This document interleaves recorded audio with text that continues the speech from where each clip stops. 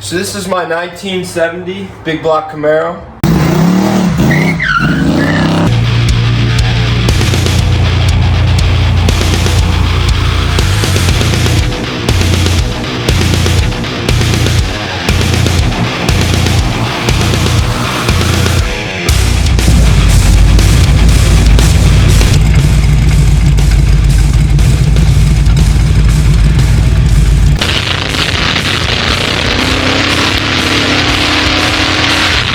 Today we're going to be doing a valve adjustment. I built this car from the ground up, so if you haven't seen the other videos of this build, you probably want to go check that out. Today I want to focus my attention on the big block. My main concern is this side of the head. I did take that off when I put the motor back in the car the second time, and I just adjusted the lash by feel. However, I have a slight knock. It's definitely valvetrain related. I've been meaning to do this, but I haven't got to it. But today we are finally going to tackle this. I am no pro, I am no master, but I have an idea and I know what should be done here. So let's get to it. First off, we're going to go take off the valve covers, both sides, because I do want to double check that side just in case.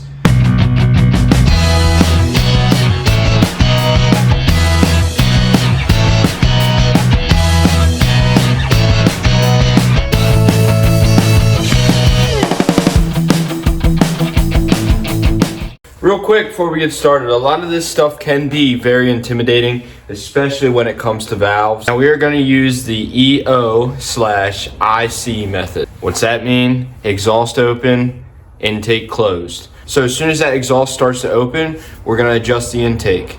As soon as the intake opens and then it's just almost completely closed, we're going to adjust the exhaust. And all you're going to do is while you're tightening that nut, you're just going to keep spinning your push rod. And when that stops spinning, when that's tight, that's zero lash. When you are at zero lash, you're going to then turn. I would do like a quarter turn at a time. But for iron heads, they say like half a turn. So you're going to go the whole way like this. You're not going to go a full turn. You're just going to go a half a turn. And aluminum heads, they say like 3/4 of a turn, I think, but I have iron heads. These heads are off of a 66 Corvette. This block is out of a 68 Chevy. This is the 375 horsepower block. It's a real good engine. It was built really well, and I want to keep it running good, and I want it to last a while. I'm sure it's crucial for you, so let's make sure we get it done right. So due to this side being the side I am worried about, I am going to start over here. We are just gonna basically drop down right here on the crank, and we're just gonna spin, and we're just gonna watch our exhaust valves, and we're probably gonna adjust our intake first, just because that is the easier one. And we're just gonna work our way from front to back. It is a tight fit with an electric radiator. That is for sure. So right here is our exhaust valve on this side. So as soon as this opens, like as soon as it starts to push down, we're gonna come over here and adjust our intake. Wow. Get some movement out. So right there, she just closed a little bit. So we're gonna stop, come over and adjust our intake. So this one is kind of gonna suck because they are recessed in the heads, but right now, oh, I can turn it a little bit. All right, so yeah, she's actually loose. So what I'm gonna do though, is I am still gonna back this off a little bit, probably like a turn. We'll go a little bit more. So go back down, get the wiggles out of her. All right, so right there. Now let's spin a little bit. Oop. I just hit zero lash. I'm turning. Oop. Right there. She got tight. All right, so I can still turn it a little bit. Another crank, and we're just doing little. Tend to like to kind of alternate and move my hand back and forth a little bit. So you'll be able to really feel it when you get down to this. Right there, that feels like zero lash to me. I'm not getting anything, so that's definitely zero lash. So from right there, we're gonna go a half a turn. So if this wrench is right here, I want this handle to be up here. Quarter turn, that handle would be right here. Okay? Full turn, we'd obviously end up back where we are. But we are just gonna go straight across. Like so. All right, so now we are gonna move on to the intake. So the intake is gonna go the whole way down. It's gonna open completely, and then it's gonna come back up right before it's back up at its resting, probably when it's down to like right there.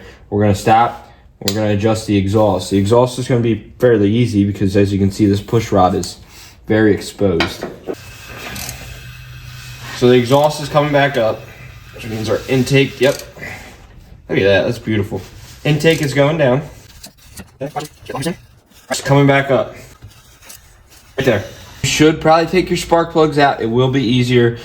I am not, and there's a reason for that. I'm not going to get into this, but I am saying, and I'm sure somebody's probably watching this like, oh, this idiot didn't take his spark plugs out. I thought about it. I don't want to. Intake, still compressed. Ooh, all right. Yeah, see, this one's loose too.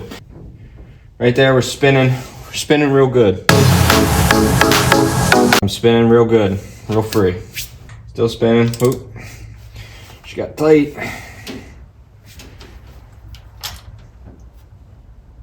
There's zero lash. Bam. Done. Not really rocket science, not really that hard. Don't be intimidated by this. Go out there and do it yourself. What's the worst that could happen? You mess up and blow up your motor? Who cares? It's minor stuff. A wild video shows a fiery car explosion in Arlington, Virginia. All right, so number 1's done. Let's move down to 3.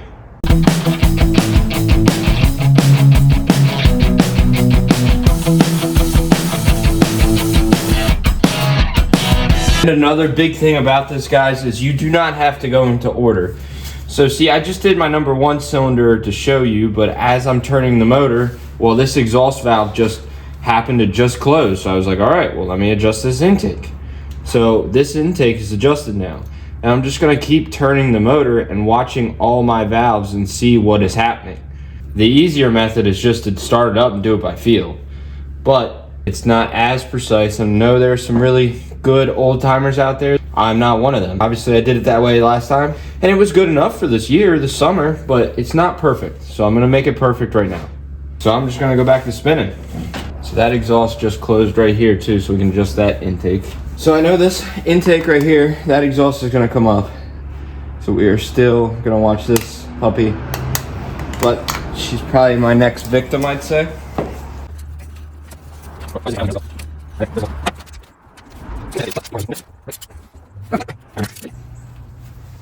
Bam! Done. We are moving right on down the line. Yep, that's zero lash. So we're just gonna take it. Bam. Done. That exhaust just started to close. If you saw that, it was very minimal. And it's another pain in the butt one. Shocker. Oh, yeah, but she's very loose. Very, very loose. Right there, zero lash. 100%. Half turn. Bam. Alright, we're fully adjusted. This side, that went great. Very happy with that. Real quick, this isn't something you just do and basically walk away from. We're basically just going to do it again to double check because some of these lifters were probably pumped up. Some weren't. Just going to double check everything. Alright, so this one needs adjusted. Right, so that one's good. My camera just shut off on me in the middle of recording because my storage was full. I had no idea. After that initial adjustment down through, I noticed some of my valves were still loose, and that goes back to your actual lifters and the preload that's on them and how much they are pumped up. So some of my valves I had to go the whole way back through again, and some of them I had to readjust again because they ended up back up and they weren't even at zero lash. So I think it was majority of them though. So that is something to keep in mind. Just because you went through and did it one time doesn't mean you are done. You should go back through again and double check. Usually 2 times, you're good. So we are gonna go through because I know a couple of these are just a little loose, I think. So we're gonna double check them, put these valve covers back on. All right, so let's just bump through this one real quick. So this exhaust is closed a little bit more than I like it to be. This one needs adjusted. Not much. And we're almost at 0 lash at least. Right there, 0 lash. Damn.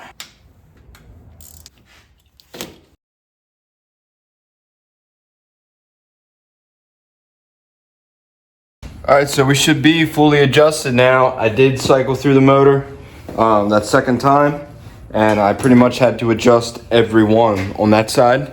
And then I checked the original side we started with again, the driver's side, and on my number 1 cylinder, my intake valve was really loose again. So I went through again, cycled the motor around a bunch, and double checked, and I did not find a single one. All right, we're back together. Start the old girl up.